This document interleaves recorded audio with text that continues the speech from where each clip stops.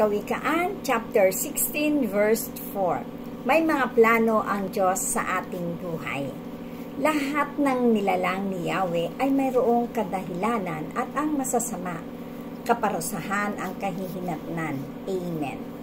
Lahat tayo ay may kadahilanan kung bakit tayo nilalang ng Diyos at isinilang sa mundong ito.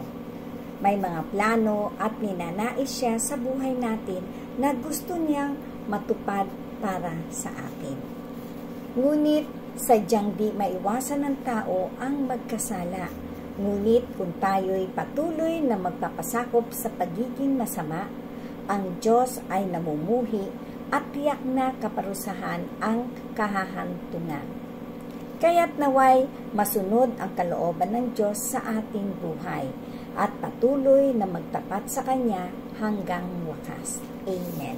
Pinagpalang araw po sa inyong lahat.